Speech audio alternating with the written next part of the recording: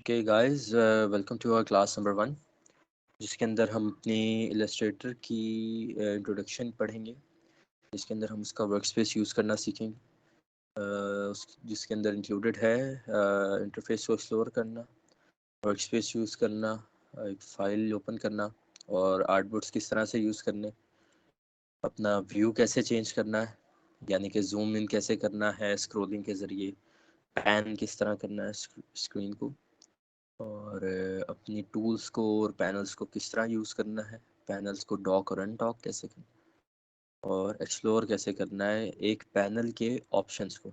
इसमें control panel नहीं होता, प्रेफरेंसेस होते हैं और जो एक स्पेसिफिक टूल का पैनल है उसके अंदर उसके तमाम ऑप्शंस विजिबल होते हैं। तो लेट्स गेट स्टार्टेड। जब आप इलस्ट्रेटर ओपन करते हैं, जैसे मेरे पास अभी इलस्ट्रेटर 2022 है, तो आप देख सकते हैं कि हमारे पास कुछ इस तरह की विंडो आ जाती है। यहाँ से क्रिएट न्यू पे करने पे हम एक न्यू प्रोजेक्ट बना सकते हैं। यहाँ पर रिसेंट फाइल्स आ रही होती हैं जो हमने ओपन की होती हैं। अगर आपने नहीं ओपन की तो यहाँ पे कुछ भी नहीं आ रहा। और यहाँ ओपन पे क्लिक करेंगे तो अगर पहले से कोई सेव आपके पास फाइल पड़ी है, कोई ग्राफिक फाइल इलस्ट्रेटर की या EPS फॉर्मेट में कोई फाइल है, तो वो आप यहाँ से ओपन कर सकते हैं। हम लोग न्यू प्रोजेक्ट बनाने के लिए क्रिएट न्यू पे क्लिक करते हैं। उसके बाद हमारे पास प्रीसेट्स आ जाते हैं और प्रीसेट्स के अंदर हमारे रिसेंट प्रीसेट्स होंगे जो मैंने पहले से यूज़ किए। आपने अगर नहीं यूज़ किए तो आपके पास नहीं आ रहे होंगे, ठीक है। और हमारे पास कुछ सेव प्रीसेट्स होते हैं लेकिन मैंने नहीं किए हुए और आपके पास भी नहीं होंगे, इसलिए नहीं हो रहे। बाकी टेम्पलेट्स यहाँ पे हैं। मोबाइल के अपने साइज़ हैं, अपनी डायमेंशन हैं, वेब के अपनी डायमेंशन हैं, प्रिंट के अपने डायमेंशन, फिल्म एंड वीडियो के लिए भी होती हैं चीज़ें, आर्ट एंड इलस्ट्रेशन के अपने हैं, ठीक है। अब जैसे मुझे 1920 और 1080 का कैनवस चाहिए, लेकिन मुझे पॉइंट्स में नहीं, पिक्सल्स में चाहिए।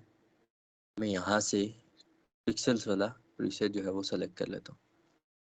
यहाँ से मैं अपनी जो फाइल है उसको एक नाम दे सकता हूँ, फॉर एग्जांपल टेस्ट क्लास, ठीक है। और यहाँ पे आप देख सकते हैं इसकी विड्थ और हाइट है। यहाँ पे ये है कि मुझे पोर्ट्रेट में चाहिए या लैंडस्केप में चाहिए और कितने आर्टवर्ड्स चाहिए, ठीक है। ये मेजरमेंट यूनिट्स हैं, इसके अंदर pixel, points, pixels, inches, feet and so on. ये चेंज होते हैं depending upon the type of work you are doing. अब मैंने पिक्सेल्स इसलिए सेट किया है बिकॉज हम लोगों का स्क्रीन के ऊपर काम हो रहा है। अगर हम लोगों का प्रिंट के लिए काम जाना होता, फॉर एग्जांपल कोई स्टैंडी प्रिंट होनी है या कोई फ्लायर प्रिंट होना है, तो उसको मैं इंचेस में बना सकता हूँ। और अगर ज़्यादा बड़ा बैनर है, फॉर एग्जांपल फुट में है, तो मैं इधर फीट या फीट एंड इंचेस में कर सकता हूँ, ठीक है। फिर नीचे ब्लीड आ जाता है। ये भी प्रिंट मीडिया में ही हमारी हेल्प करती है कि अगर हम लोगों ने कोई फाइल जो है वो प्रिंट के लिए भेजनी है, तो यहाँ पे हम उसको ब्लीड दे सकते हैं। ब्लीड का ये होता है कि एक स्पेसिफिक सेफ एरिया होता है जिसके अंदर अगर हम अपना आर्ट वर्क प्रेजेंट करते हैं तो आपका आर्ट वर्क जो है वो सेफ रहता है। जो बाहर से एक्स्ट्रा पार्ट है वो आपके आर्ट वर्क का, वो एक्स्ट्रा पार्ट जो है वो कट हो जाता है, ठीक है। नीचे कलर मोड है जिनमें दो होते हैं, RGB, red, green and blue, और होता है CMYK। C से सियान, M से मजेंटा, Y से येलो और K से ब्लैक। K जो है वो ब्लैक का आखिरी लेटर यूज किया गया। RGB स्क्रीन्स के लिए यूज होता है और CMYK प्रिंट के लिए यूज होता है। इनके बारे में मजीद आप जान सकते हैं by reading the colour theory. आप जो है वो ऑनलाइन सर्च भी कर सकते हैं कलर थ्योरी के बारे में और आप इसके बारे में पढ़ सकते हैं, कलर थ्योरी इन ग्राफिक डिज़ाइन, और आपको जो है वो यहाँ पे आइडिया हो जाएगा। उसके अलावा आप CMYK और RGB का जो है वो बेसिक डिफरेंस वो चेक कर सकते हैं। वो भी आपको ऑनलाइन जो है वो मिल जाएगा। इन केस ऑफ कन्फ्यूजन आप मुझे कांटेक्ट कर सकते हैं। ऑल्दो मैंने अपनी क्लास की जो जो लाइव क्लास हमारी हुई थी उसके अंदर मैंने मेंशन किया था। तो यहाँ से हमारे पास जो है वो एक स्पेसिफिक वैल्यू सेट होती है कि हम लोगों ने जो है वो कितने उस पे बनाना है अपना आर्ट वर्क।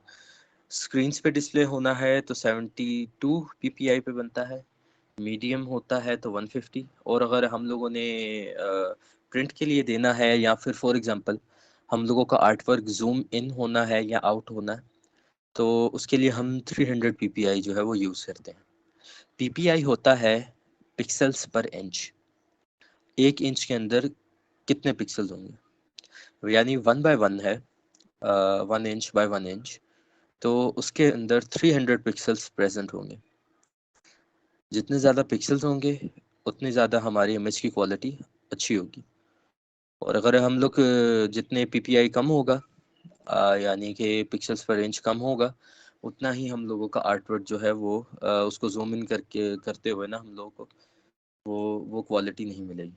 ओके, अब ये जो प्रीव्यू मोड है इसको ऐसे ही छोड़ दें, आपको इसको छेड़ने की कोई जरूरत नहीं। Let's create new. ये हमारे पास हम लोगों का इंटरफेस ओपन होता है जब हम एक न्यू ओपन करते हैं प्रोजेक्ट। सबसे टॉप पे हमारे पास ऑप्शंस आ जाते हैं, उसके नीचे हमारे पास प्रॉपर्टीज आती हैं जो हमारी सिलेक्शन होती है उसकी। लेफ्ट पर हमारे पास हमारा टूल बार होता है जिसके अंदर तमाम टूल्स होते हैं जो हम यूज़ करते हैं। टॉप पे हमारे पास जो है वो वर्क स्पेस का ऑप्शन होता है कि हमने कौन सा वर्क स्पेस सेट करना है। जैसे मेरा अभी एसेंशियल्स क्लासिक्स पे सेट है, ठीक है। इसके बिल्कुल साथ जो है अरेंज डॉक्यूमेंट्स, ये एक न्यू फीचर है जिसके ज़रिए आप अपने डॉक्यूमेंट्स को सेट कर सकते हो, ठीक है। इसके बारे में मज़ीद डिटेल में हम बात करेंगे। राइट पर हमारे पास जो है वो प्रॉपर्टीज़ होती हैं, साथ ही साथ लेयर पैनल होता है, और प्रॉपर्टीज़ के बिल्कुल लेफ्ट साइड पे हमारे पास हमारे तमाम दूसरी प्रॉपर्टीज़ होती हैं जिनके ऊपर क्लिक करने से उनके जो है वो मोर ऑप्शंस ओपन हो जाते हैं, ठीक है। जैसे हमारे पास स्ट्रोक के प्रॉपर्टीज़ हैं, वो यहाँ पर डिस्प्ले होंगे। जब भी हम कोई प्रोजेक्ट बनाते हैं, कोई काम करने लगते हैं, तो वो हम आर्टबोर्ड के ऊपर करते हैं।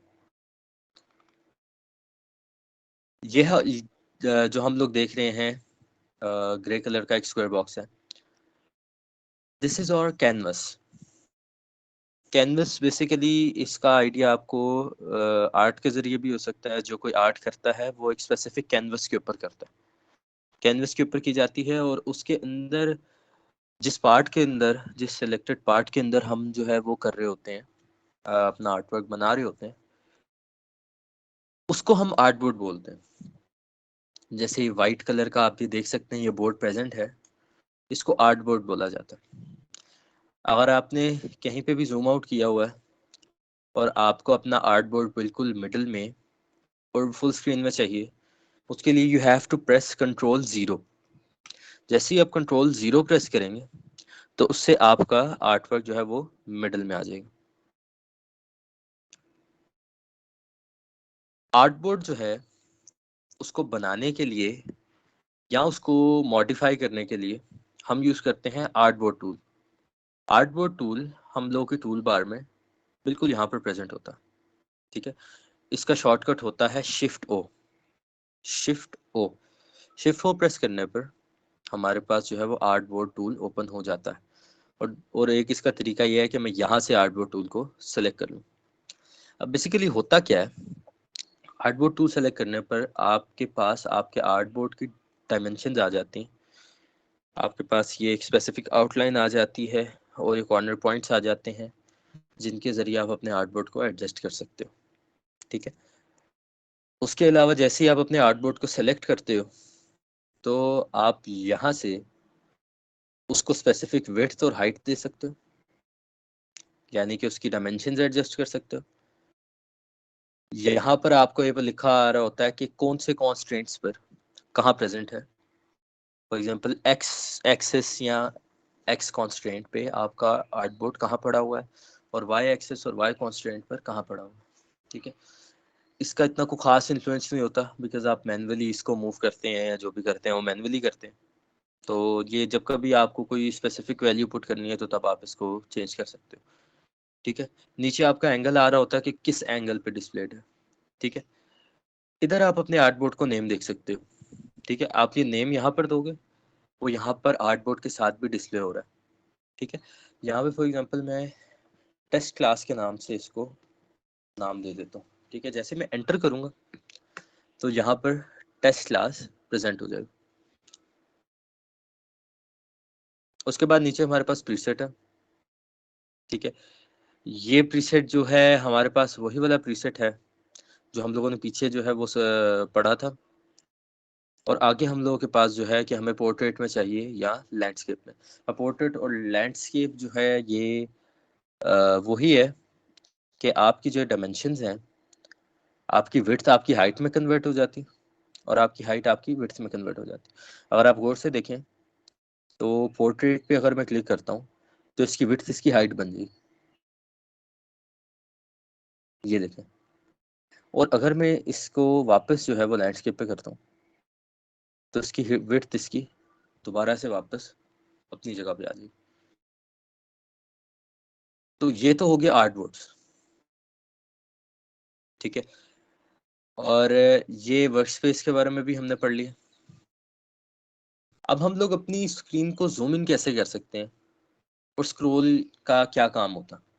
ठीक है, अगर मैं स्पेस प्रेस करता हूँ, ठीक है, स्पेस होल्ड करके अगर मैं माउस क्लिक करके ड्रैग करता हूँ, ठीक है, तो आप ये देख सकते हैं कि मैं अपनी स्क्रीन को जो है वो मूव कर पा रहा हूँ। ठीक है, स्पेस होल्ड करना और लेफ्ट माउस बटन क्लिक करना तो आप अपनी स्क्रीन को जो है वो पैन कर सकते हो। ठीक है, और अगर आपने जूम इन और आउट करना, you have to hold alt. Alt के साथ आपने माउस बटन को रोल इन एंड आउट करना। रोल इन आउट करोगे तो आप जूम इन आउट कर सकोगे। ये दो नेविगेशन के फीचर्स होते हैं, या यूं समझ लें कि इस तरह से आप नेविगेट करके अपने आर्टवर्क को बना सकते हो। हम अपनी जो है वो खोल लेते हैं क्लास नंबर 1 की फाइल, जिसके अंदर हम लोगों ने इंटरफेस के बारे में पढ़ा था, जिसके अंदर टूल बार वगैरह सब कुछ पढ़ा था और शेप टूल्स के बारे में पढ़ा था, सिलेक्शन टूल एंड ऑल। और फिर हम लोगों ने ये एक छोटा सा कैरेक्टर फेस बनाया था, इसके बारे में भी बात करते हैं। Working with panels and the talk, so using tools and panels, tools and panels. अब यहाँ पर हमारे पास मुख्तलिफ टूल्स हैं, जिनमें से हमारे पास सिलेक्शन टूल है। सिलेक्शन टूल के लिए हम यहाँ पे इसको नेविगेट करके प्रेस करके हम सेलेक्ट कर सकते हैं, या अपने कीबोर्ड पे वी हिट करेंगे तो हमारे पास सिलेक्शन टूल आ जाता है। उसके बिल्कुल साथ जो है वो डायरेक्ट सिलेक्शन टूल है। इन दोनों में फ़र्क ये होता है कि अगर आप सिलेक्शन टूल के साथ किसी चीज़ को सेलेक्ट करते हो तो वो शेप को या उस चीज़ को एज अ होल सेलेक्ट करता है। फॉर एग्जांपल अगर मैं इस फेस पे क्लिक करता हूँ या शेप पे क्लिक करता हूँ, एक हम लोग सिंपल एग्जांपल ले लेते हैं कि फॉर एग्जांपल मैं शेप पे क्लिक करता हूँ, तो इस शेप को क्लिक करने पे ये एक पूरा इंडिविजुअल शेप पे इसको प्रेजेंट करता है। ऑन द अदर हैंड अगर मैं डायरेक्ट सिलेक्शन टूल के जरिए इसको सेलेक्ट करता हूँ, जिसका शॉर्टकट की होता है ए, आप देख सकते हैं यहाँ पे ऑटोमेटिकली वो सेलेक्ट हो चुका है। अगर मैं इसके जरिए इसको सेलेक्ट करता हूँ तो इसके साथ इसके एंकर पॉइंट्स विजिबल हो जाते हैं। एंकर पॉइंट्स का ये होता है कि आप किसी भी एक एंकर पॉइंट को पकड़ के उसको मैनिपुलेट कर सकते हो या उसको मूव कर सकते हो, मॉडिफाई कर सकते हो, जैसे भी आप करना चाहो। अगर मैं इसको ड्रैग करता हूँ तो इसकी शेप के ऊपर एक स्पेसिफिक इम्पैक्ट होगा। ठीक है, साथ ही साथ इस एंकर पॉइंट के साथ ये इसके हैंडल्स होते हैं। ठीक है, ये इसका एक हैंडल है और ये एक हैंडल है। इनके जरिए ये जो आप कर्व देख रहे हैं ना इस सर्कल के अंदर, इसको एडजस्ट किया जा सकता है। ठीक है, इस कर्व को हम एडजस्ट कर सकते हैं इसके जरिए। अगर मैं चाहता हूँ कि एक साइड का एडजस्ट करना है, मैं इस हैंडल को होल्ड करूंगा और फिर मैं बल्कि पहले ऑल्ट प्रेस करना और उसके बाद इस हैंडल को होल्ड करके फिर मूव करना, तो आपके पास कुछ इस तरह से शेप जो है वो मॉडिफाई हो जाएगी। ठीक है,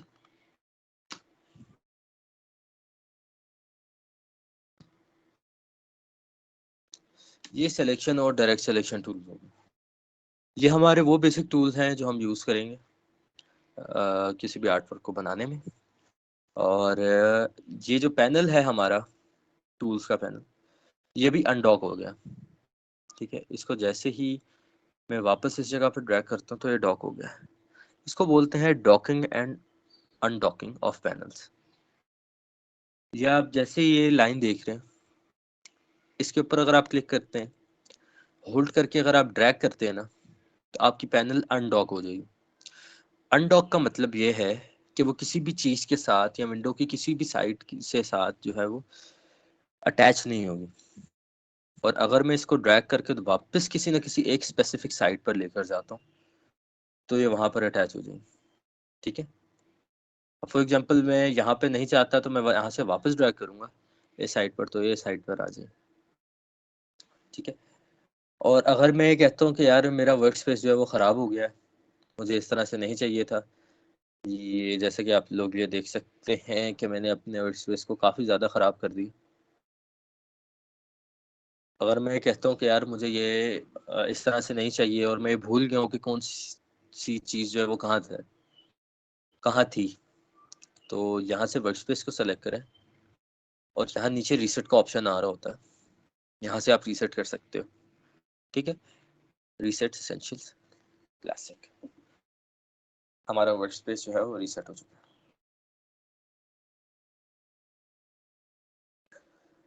पैनल्स और डॉक के बारे में हम पढ़ चुके हैं, टूल्स को कैसे यूज़ करना है, पैनल्स को कैसे यूज़ करना है। ठीक है, कंट्रोल पैनल को एक्सप्लोर करना, ये बेसिकली प्रेफरेंसेस होती हैं जो जिनको आप एक्सेस कर सकते हो एडिट के बिल्कुल नीचे, प्रेफरेंसेस। ठीक है, जनरल में आएंगे और आपके पास जनरल के साथ जितने भी ऑप्शंस अवेलेबल थे वो यहाँ पर आ जाएंगे। इसके अंदर एज सच आपको इतना किसी भी चीज़ को इन डेप्थ जानने की ज़रूरत नहीं। जब कभी आपको ज़रूरत होती है आपको प्रेफरेंसेस तभी एडिट करने पड़ते हैं। ठीक है, फॉर एग्जांपल अब ये selection and anchor point display है, टाइप, यूनिट्स एंड ऑल। ठीक है, slices, hyphenation, plugin and scratch disk, यहाँ से आप अपनी एक स्क्रैच डिस्क जो है वो स्पेसिफिक सेलेक्ट कर सकते हो। स्क्रैच डिस्क के अंदर आपका टेम्पोरेरी डाटा सेव होता है, जो आप वक्ती तौर यहाँ पे काम कर रहे होते हो वो यहाँ पर सेव होता है। ठीक है, अब नीचे परफॉर्मेंस पैनल्स हैं एंड ऑल, यहाँ पर वो तमाम सेटिंग्स हैं जो कि इलस्ट्रेटर ऑटो डिटेक्ट करके मोस्टली खुद ही एडजस्ट कर लेता है और आपको ये ठीक नहीं करनी पड़ती। लेकिन अगर आपको कभी ऐसा है कि स्क्रैच डिस्क फुल हो गया है, स्क्रैच डिल जो वो है वो चेंज करना है, तब आप यहाँ से कर सकते हो, उसको चेंज कर सकते हो। ठीक है, या फिर आप एक सेकेंडरी स्क्रैच डिस्क सेट कर सकते हो, या फिर आप यहाँ से लोकेशन देख के कि स्क्रैच डिस्क कौन सी है उसको जाके मैनुअली एम्प्टी कर सकते हो। आप अपने स्मार्ट गाइड्स की जो है वो सेटिंग्स को एडजस्ट कर सकते हो। ठीक है, आपकी स्मार्ट गाइड्स जो है वो, आपकी स्मार्ट गाइड्स ये होती हैं, ये देखें, ये देखें, ये जो पिंक कलर की गाइड्स आ रही हैं इनको स्मार्ट गाइड्स कहा जाता है। अब बेसिकली आप देख सकते हैं कि हर एक शेप के साथ उसकी मेजरमेंट उसके इंटरेक्शन को बता रही है। दिस इज और स्मार्ट गाइड। और भी डिफरेंट ऑप्शंस हैं जिनको आप इसके ज़रिए एडजस्ट करते हो। ठीक है, तो हम लोगों का फर्स्ट सेक्शन जो है वो कवर अप हो चुका है, जिसके अंदर हम लोगों ने अपना वर्क स्पेस पढ़ लिया है और क्लास नंबर 2 की तरफ जो है वो प्रोसीड करते हैं। Class number 1 is done. Thank you.